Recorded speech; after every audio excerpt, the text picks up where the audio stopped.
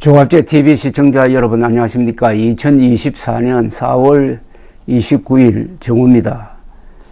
박민수 보건복지부 2차관은 오늘 의사 집단행동 중앙재난안전대책본부 브리핑을 열고 의료계를 향하여 의대 정원 백지와 1년 유예 등 여러 가지 조건을 달며 대화를 회피하기보다 대화의 장으로 나와주길 다시 한번 당부드린다 라면서 의사들과 1대1로 대화할 의지를 밝혔다고 언론이 보도를 했습니다. 이 이하는 여러분들에게 소개할 필요가 없습니다. 의료대란과 관련해 가지고 박민수 보건복지부 차관의 설명이라든지 장관의 설명이라든지 심지어 대통령의 말이라든지 또는 국무총리의 발표라든지 이게 다 아무 의미가 없게 되었습니다. 오늘 이야기는 이건 완전히 넋두리입니다. 1대1로 대화할 의지를 밝혔다고 했는데 지금 1대1로 의사 한 사람과 그럼 한 사람씩 만나서 대화를 하겠다는 건지 완전히 신뢰를 상실했습니다.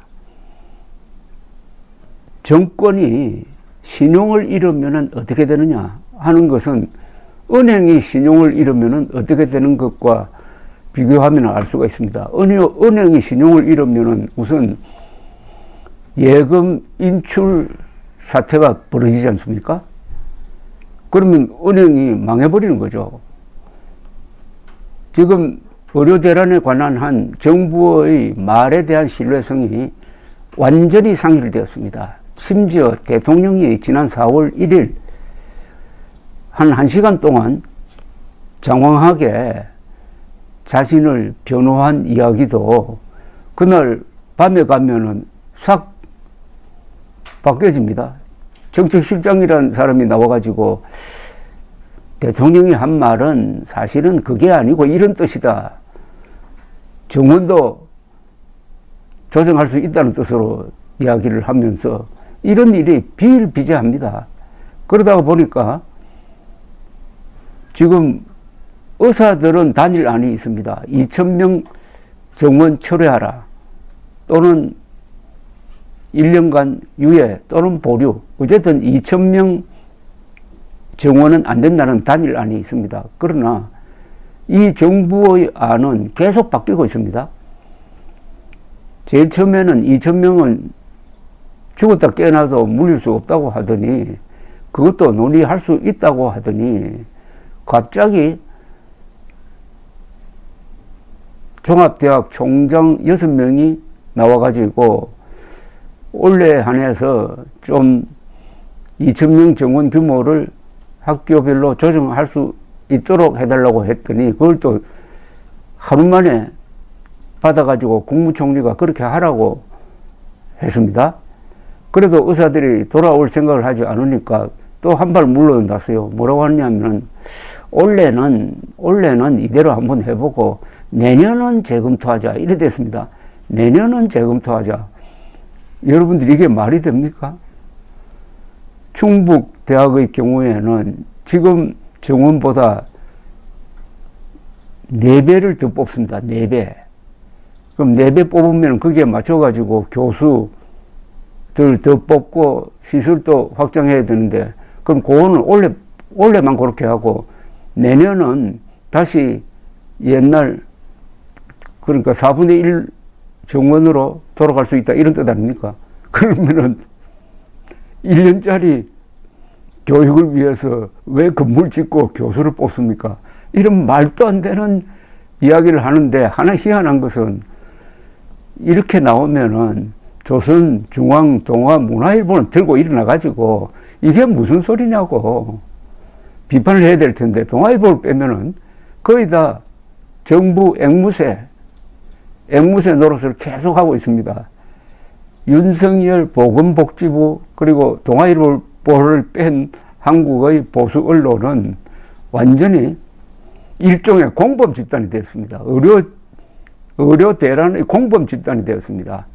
더 비참하게 된 것은 언론일 겁니다. 언론이 박수부대 역할을 하다가 이제는 전혀 신용이 없게 되었습니다.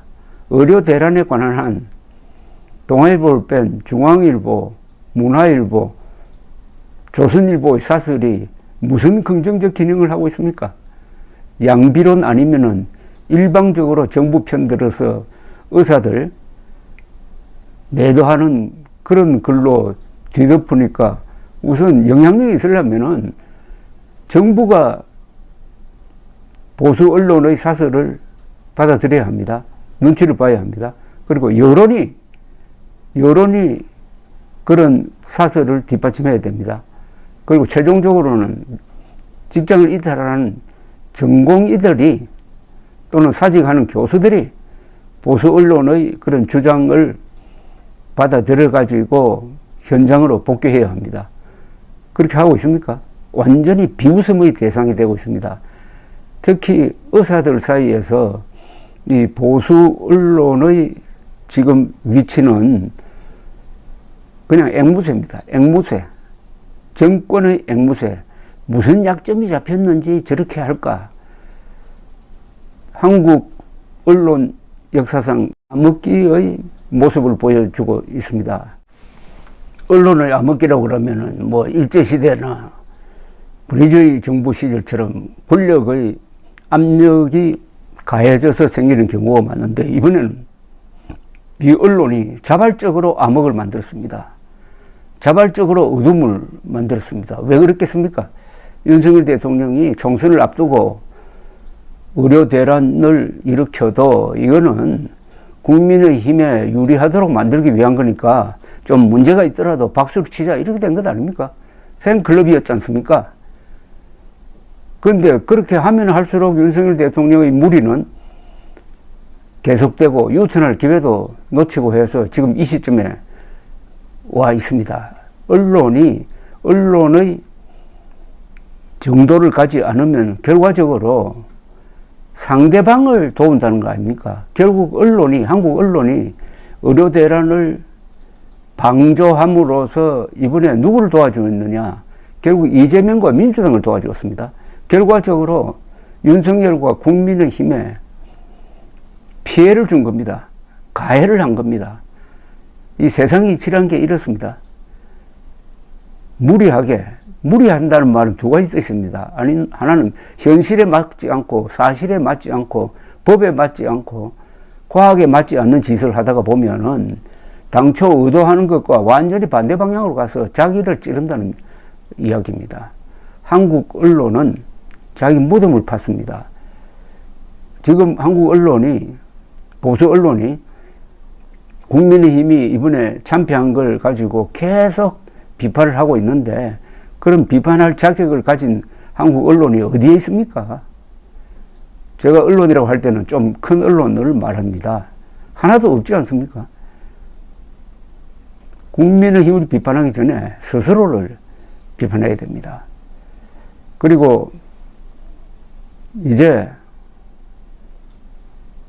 보수 언론은 정부를 비판해야 됩니다. 즉 의사들이 말하는 대로 1년 유예 또는 보류, 원점 재검토 이쪽밖에 길이 없다는 것은 확실해졌지 않습니까? 그런데도 계속 정부 편들고 의사들 욕하는 그런 논조를 계속 가져간다면은 나중에 한국 의료 파괴의 공범이 될 것이고 그것은 윤석열과 보수 언론 때문에 살 수 있었던 사람이 죽어나갔다. 이런 통계로 나타날 것입니다. 감사합니다.